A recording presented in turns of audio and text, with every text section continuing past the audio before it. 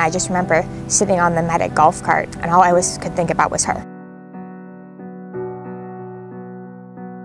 Freestyle, the chestnut mare, she had the biggest heart of any horse I've ever had.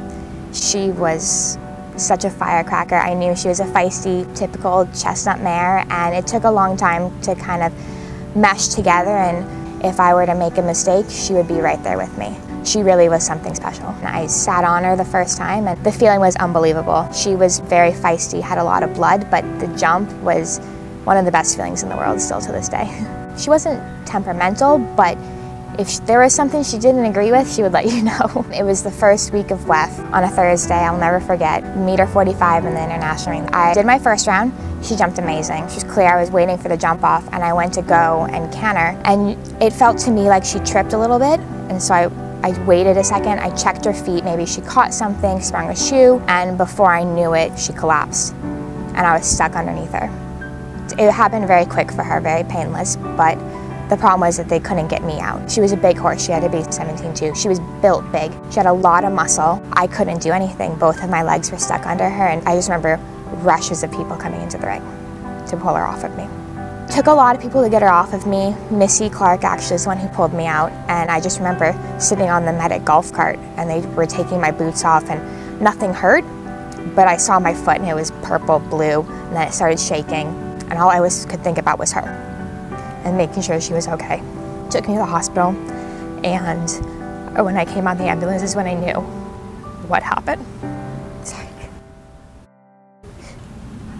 I was in the hospital for a few hours, and once that was under control, the emotional trauma really kicked in. My mom met me at the hospital, and Missy Clark. When something like that happens, there's really nothing that you can say. It's more just being there and being supportive. There are no words that can really help the situation or make it any better. But knowing that you have people there who care for you was really great. Nothing was wrong with her. It was so out of the blue, and even to this day, you know, we talk about it, and there really was nothing that we could have done to prevent it. We believe it was a pulmonary aneurysm that ruptured in the ring. If there's a silver lining, is that it happens really fast. So she wasn't in any pain, which is very comforting for me. I ended up having 8 breaks in my foot. The whole thing was crushed. 2 weeks later, I had surgery, had 2 screws put in, and the rest of my bones reset. I was on crutches for 14 weeks. First, I let it take over me, and I get really down, and then I realized, you know, things could be worse, and try and look at the bright side. That really put things into perspective about the sport and how much I love it. The bad times, even a bad round, something doesn't go your way, so what? It's not the end of the world at the end of the day.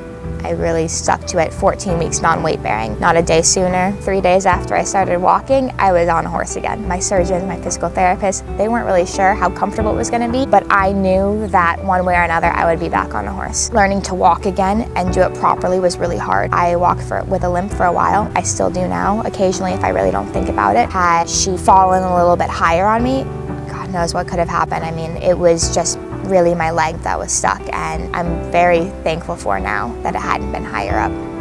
It put everything in perspective for me. It's really easy to get caught up in the sport and how competitive it is. When something goes wrong, it's really easy to fixate on that. I used to be one of those people. I get very upset at myself when I feel like I could have done something better, but it doesn't last for nearly as long, you know. We do this with animals that we love. They are a part of our family. We work really hard to keep them happy, and I ride because I love my horses. I love spending time with them. At the end of the day, they are the ones that make everything I do possible, you know. Losing freestyle was very hard for me. It's made me really work harder and really want to be the best that I can be and reach the top level of the sport.